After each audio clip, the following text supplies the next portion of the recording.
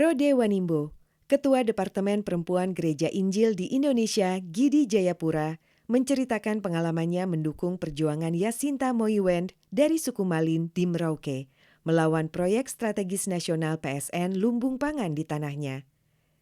Ia meyakinkan pemimpin-pemimpin gereja dan memobilisasi umat di Jayapura untuk melaksanakan doa jalan salib pada 10 Desember 2024 dalam rangka Hari HAM Sedunia.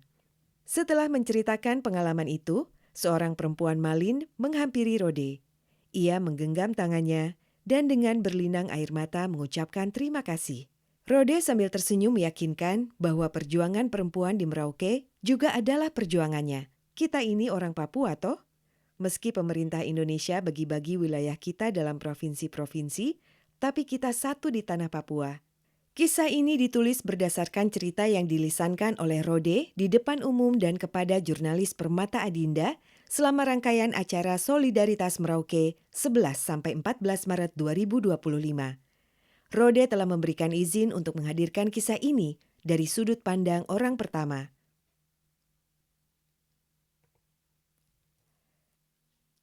Adik, pertama kali saya bertemu dengan Mama Yasinta Moiwend di Jakarta. Di Jakarta, bukan di tanah Papua. Pada 22 Oktober 2024, Pendeta Magda Kaviar, Saudara Esther Haluk, dan saya menghadiri rapat yang difasilitasi oleh Yayasan Pusaka. Sebelumnya, saya mengikuti perjuangan Mama Yasinta dari berita-berita di media sosial. Saya lihat gambar-gambar rekaman mereka lakukan protes di Jakarta. Di Jakarta, saya mendengar suara Mama Yasinta Moiwend mengatakan bahwa tanah dan laut sudah diambil oleh pemerintah bekerja sama dengan perusahaan. Aduh, hati saya tersentuh. Mama Yasinta menghampiri saya. Ia bilang begini, anak dari mana? Saya sampaikan saya dari suku Lani. Saya dari Wamena, wilayah adat Lapago. Teman Esther juga begitu. Kalau adik pendeta Magda dari Biak, wilayah adat Sairere. Kami Protestan. Saya dari Gereja Injil di Indonesia, Gidi. Esther dari Gereja Kemah Injil di Indonesia, Kingmi. Pendeta Magda dari Gereja Kristen Injili di Tanah Papua. Kami sama-sama berdomisili di Jayapura, tapi dari denominasi yang berbeda. Mama Yasinta berkata, aduh anak, tolong anak pulang ke Jayapura, ke Wamena. Tolong sampaikan kepada saudara-saudara di sana, mama-mama di sana, bahwa kami di Merauke sedang menghadapi masalah besar.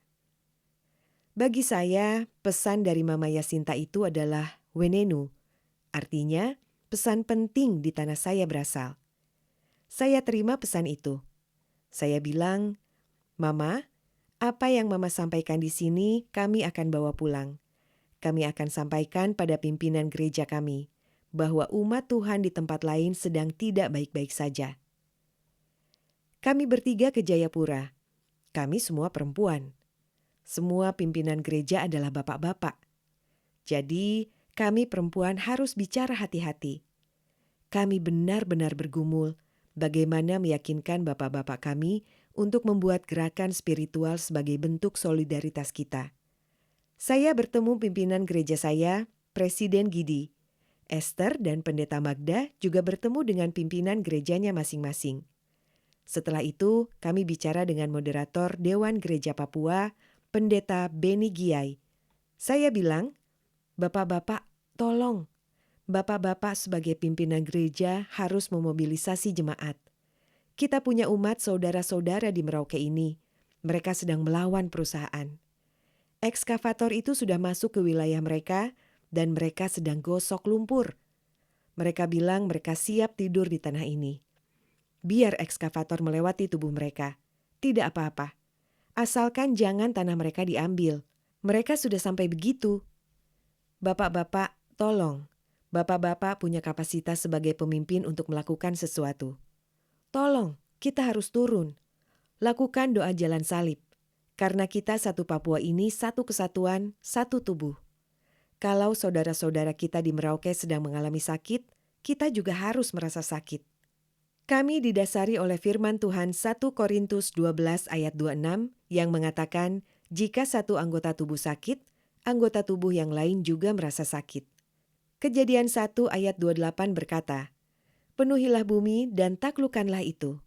Berkuasalah atas ikan-ikan di laut, atas burung-burung di udara, dan atas semua binatang yang merayap di bumi." Berkuasa maksudnya memelihara, mengawasi, mengusahakan. Dan apa yang diperjuangkan oleh saudara-saudara kita di tanah Animha, itu adalah mandat yang Tuhan berikan. Kami perjuangkan agensi kami yang telah dirampas oleh negara atas nama pembangunan. Mama-mama di Merauke, mereka telah lakukan doa jalan salib di kampung-kampung. Mereka punya daerah tanah adat itu, mereka tancapkan salib di batas tanah yang perusahaan mau masuk. Salibnya mereka cat warna merah sebagai bentuk protes bahwa tanah mereka sedang berdarah-darah. Kami dengar kesaksian. Sudah 1.400 kali mereka tanam salib di setiap kampung yang perusahaan mau masuk. Akhirnya, pada 10 Desember di Jayapura, kami lintas Protestan dan Katolik melakukan doa jalan salib. Kami pakai momentum Hari HAM sedunia.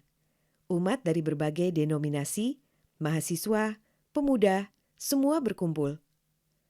Walaupun doa jalan salib, adik, kami harus minta izin ke polisi. Polisi dengan mereka punya seragam. Polisi dengan mobil-mobil tank. Padahal kami tidak demo, hanya berdoa. Kami rasa kami sedang diintimidasi. Tapi kami tetap lakukan.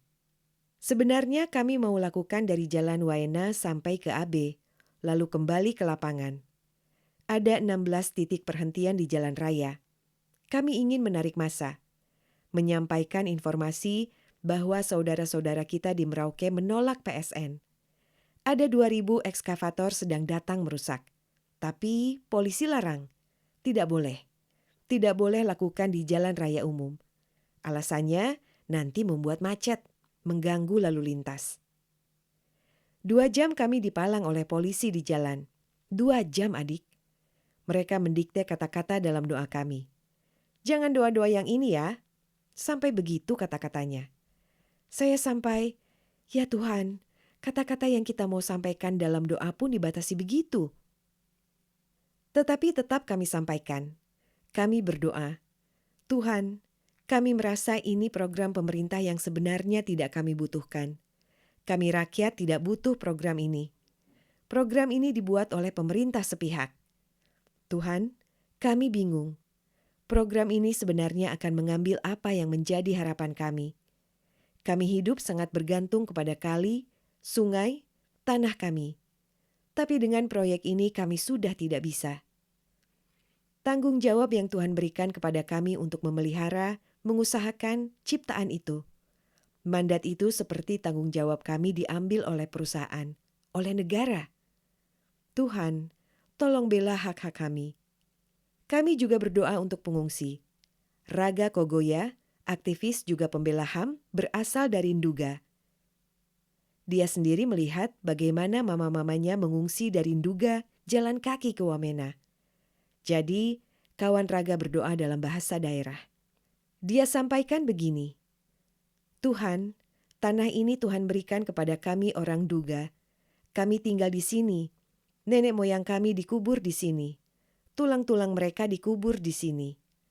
Jadi, ketika kami harus meninggalkan kampung halaman kami merasa seperti kami tercabut dari kami punya akar. Kampung halaman kami, Tuhan, sampai berapa lama kami harus begini?"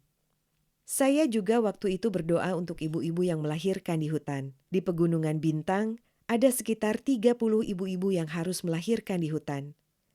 Februari lalu, saya ke sana, walaupun situasinya belum terlalu aman. Kami membawa obat dan sembako untuk diberikan ke pengungsi. Itu pertama kali saya lihat dalam hidup saya bagaimana tembakan itu dilepaskan. Granat dilepaskan dalam jarak 400 meter sampai meledak di perkampungan masyarakat. Itu saya seperti, trauma berlebihan. Saya membayangkan bagaimana ibu-ibu ini, anak-anak kecil ini, mengalami trauma yang dalam sekali. Selama 4 tahun mereka hidup di hutan. Mereka memakan daun-daun pakis muda untuk bertahan hidup. Ada seorang ibu yang melahirkan di hutan sampai dia kasih nama anak bayinya Pengungsi. Jadi, adik, saat konflik bersenjata itu mereka sedang hamil. Dan saya seorang mama dengan 2 orang anak. Saya membayangkan bagaimana mereka jalan kaki ke hutan dalam keadaan hamil. Bagaimana mereka bersalin di hutan. Tidak ada air bersih. Susah membayangkan.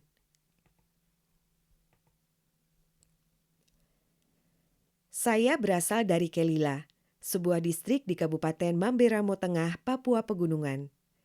Di kampung saya itu, tahun 1977, tragedi pembunuhan massal terjadi. Saya lahir pada 1978, 1 tahun setelah kejadian. Orang tua saya mengungsi jalan kaki ke Wamena sekitar 6-7 jam. Orang tua saya sebenarnya tidak menceritakan kepada saya secara langsung. Mereka tidak mau. Mereka sangat trauma dan mereka tidak mau saya mewariskan trauma itu. Tetapi saya tahu cerita itu ketika saya SMP kelas 2. Setiap libur sekolah, saya jalan kaki ke kampung. Pada saat di kampung itulah, saya kunjungi saya punya tanta. Kami punya budaya, kami bilangnya leendawi, artinya nyanyian ratapan. Pada saat orang meninggal, keluarga meninggal, biasanya itu dinyanyikan. Ketika keluarga pulang ke kampung, saat libur, mereka juga akan menyanyi.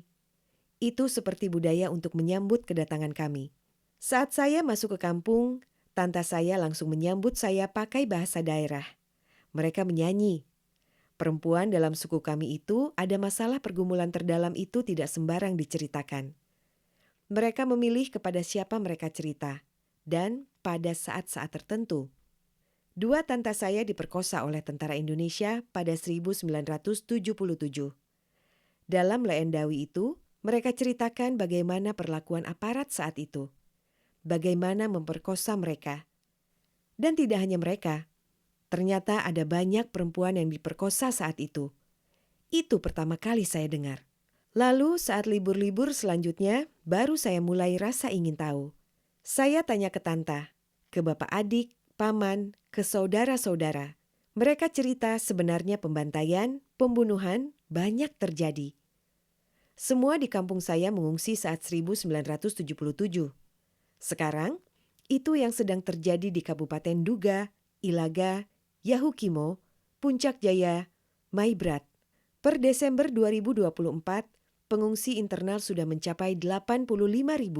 Trauma itu seperti kembali ke saya. Dan dengan situasi Mama Yasinta juga punya perjuangan, itu seperti kami semua di setiap wilayah adat yang ada di Papua ini punya pergumulan. Saya merasa terbebani sekali untuk harus melakukan sesuatu.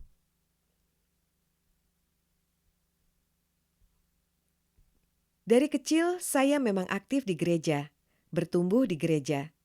Sebelum jadi ketua Departemen Perempuan Gidi, saya terlibat aktif jadi pengasuh sekolah minggu selama 5 tahun. Setelah itu, saya menjadi ketua pemuda di jemaat. Lalu sekretaris di Pemuda Klasis di Jayapura yang membawahi 30 gereja atau jemaat lokal. Pada 2013, saya dapat kepercayaan jadi ketua Departemen Perempuan. Saya terima tanggung jawab itu karena saya merasa gereja satu-satunya institusi di akar rumput yang dipercaya oleh masyarakat. Jadi, saya merasa untuk membuat perubahan, saya harus masuk di dalam gereja. Saya merasa kalau saya sebagai perempuan di luar saja, tidak mendapatkan peran dalam gereja, saya tidak bisa membuat banyak perubahan. Di tanah Papua ini, adik, sampai sekarang perempuan masih dianggap sebagai properti.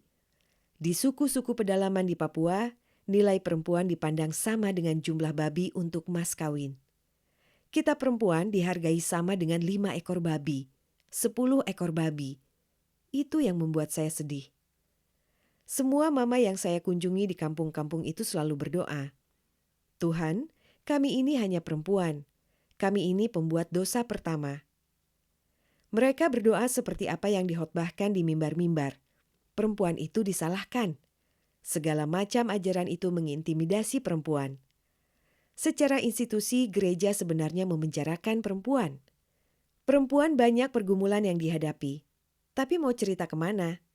Kami di budaya Papua, perempuan dilarang bicara di tempat-tempat umum. Apalagi di gereja. Gereja saya sangat-sangat konservatif karena dipengaruhi oleh para pemberita Injil yang datang dari negara-negara barat. Doktrin-doktrinnya memposisikan perempuan nomor 2. Perempuan tidak bisa menjadi pendeta. Perempuan dipandang tidak layak dalam mengambil pelayanan mingguan. Tidak bisa berdoa, tidak bisa memimpin pujian di mimbar. Saya terinspirasi oleh mama saya. Ia sudah almarhum. Ia lebih radikal dari saya. Pada 2002, untuk pertama kalinya perempuan Gidi berkongres. Saya menyaksikan langsung ibu-ibu, termasuk mama saya, berdiri di mimbar gereja dan bilang, "Kenapa di mimbar ini, kenapa perempuan tidak boleh berdiri di sini?" Pimpinan-pimpinan gereja itu bilang ke mereka, "Kalian ini perempuan-perempuan pemberontak. Kalian harus banyak belajar lagi, belajar tunduk kepada otoritas." Tetapi mereka menjawab, "Oh, kami hanya tunduk kepada Yesus yang mengajarkan kebenaran." Bapak-bapak bilang, "Jangan bicara itu. Kalian lihat 12 murid Yesus itu ada perempuan tidak? Semuanya laki-laki, tidak ada perempuan."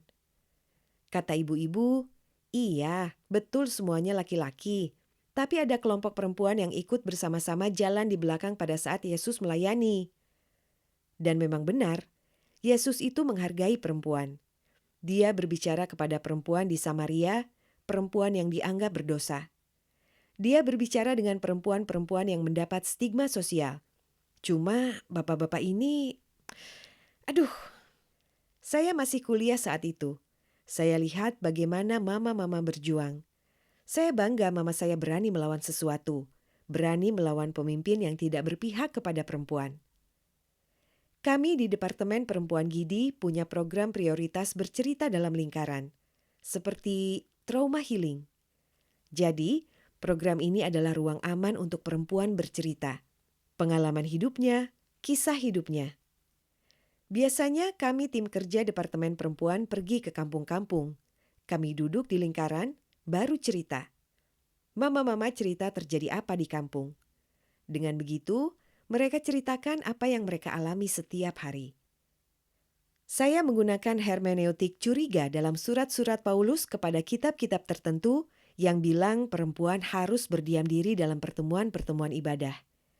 Kita perlu lihat lagi ayat-ayat yang lain, seperti pada Kejadian 1 ayat 26-28 yang mengatakan Tuhan menciptakan laki-laki dan perempuan menurut gambar dan rupanya. Tidak hanya laki-laki, perempuan juga, sama. Ayat-ayat itu kami pakai untuk memprovokasi pikiran perempuan. Tuhan memberikan kapasitas yang sama kepada laki-laki dan perempuan. Kami pakai ayat-ayat itu untuk merekonstruksi ulang supaya tidak menerima sesuatu yang tidak benar. Bahwa yang dihotbahkan di mimbar-mimbar itu kebohongan. Teks-teks ini kan ditulis oleh laki-laki. Kita harus membacanya dengan kritis. Saya sadar bahwa akan ada benturan, stigma, label yang saya akan dapatkan dari pimpinan gereja. Saya dicap perempuan pemberontak. Ya, memang sedih. Dalam evaluasi tahunan, di depan banyak pemimpin, itu tidak boleh. Jangan, harus tunduk kepada firman Tuhan. Surat ini mengatakan perempuan harus berdiam diri. Lalu yang paling memberatkan itu, saya tidak dari latar belakang teologi. Di perguruan tinggi, saya alumni Fakultas Keguruan. Kata para hamba Tuhan, pendeta, ini ibu tidak belajar teologi. Saya bilang benar, saya bukan dari latar belakang teologi. Tapi saya belajar bertumbuh, mengenal Tuhan, membaca firman Tuhan, dan merefleksikan kondisi real kehidupan. Saya terima saja. Saya maknai ini sebagai harga yang harus dibayar.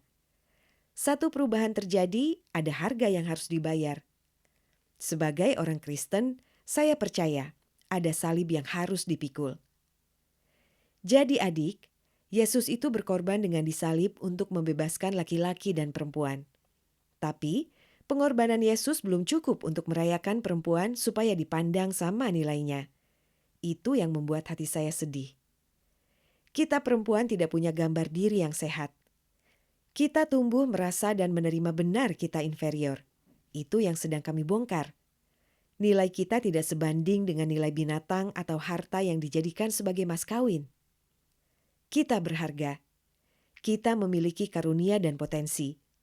Kita punya agensi untuk melakukan apa saja dalam keluarga, di komunitas sosial, di gereja, bahkan di pemerintahan. Dalam konteks Merauke, kami bikin doa jalan salib untuk menguatkan umat kami di sana. Kami dengar mama-mama di Merauke secara rutin melakukan doa jalan salib. Tetapi mereka tidak mendapatkan dukungan dari para imam atau pastor. Setelah 10 Desember, kami juga melakukan prosesi doa jalan salib di Merauke. Saya lihat jelas pada waktu itu, hanya ada 3 pastor yang berdiri bersama umat kami. Pimpinan uskup di Merauke bilang proyek strategis nasional lumbung pangan adalah program yang mensejahterakan umat. Itu menyedihkan ketika pimpinan gereja punya pernyataan berbeda dengan apa yang umat hadapi dan alami. Tidak masalah, ada gereja-gereja lain yang mendukung perjuangan mama-mama di tanah Animha. Saya dari Protestan. Kami yakinkan kami punya pimpinan gereja Protestan untuk mendukung apa yang umat Katolik di Merauke alami. Kami berdoa dan menangis bersama-sama dengan saudara-saudara kami.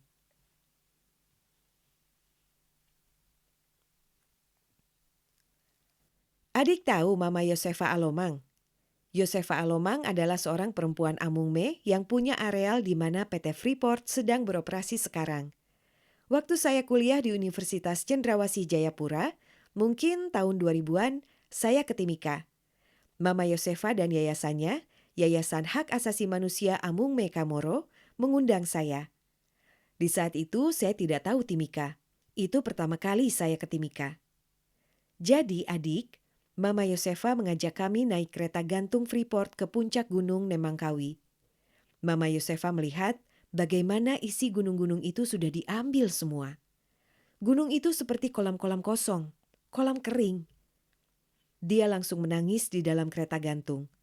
Dia bilang, "Aduh, kenapa kalian mengambil isi perut mama saya? Ini kalian sudah memperkosa mama saya." Bagi suku Amungme, Gunung Nemangkawi itu adalah mama, sumber kehidupan. Mama Yosefa badannya sampai gemetar ketika menangis. Rupanya itu baru pertama kali juga dia naik pakai kereta gantung lihat gunung-gunung di atas. Mama Yosefa sudah berjuang sejak 1970-an.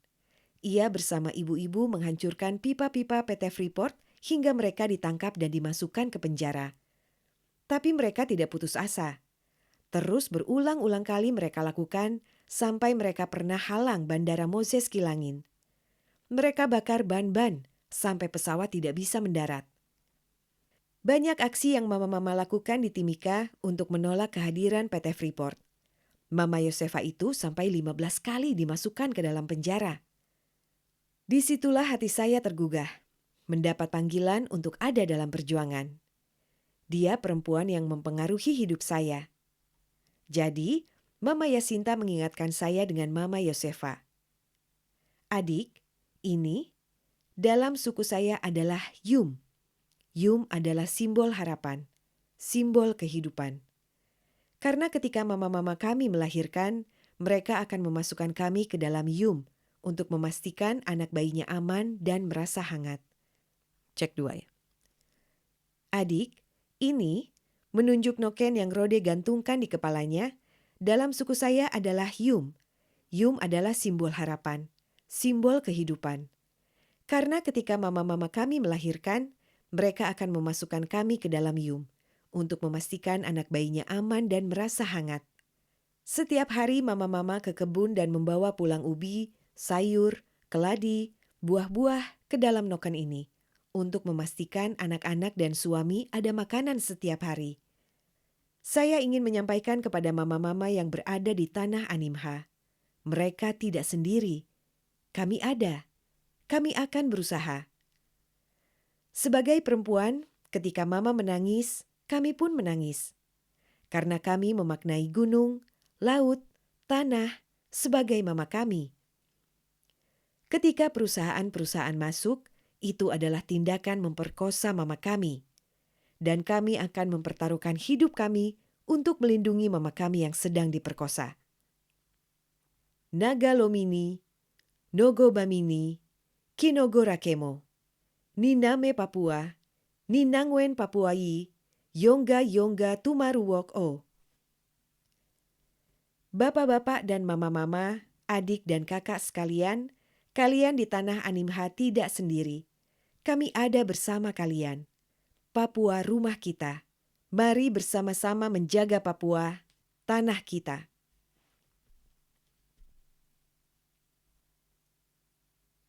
Kamu baru saja mendengarkan pembacaan reportase Doa untuk Mama di Merauke.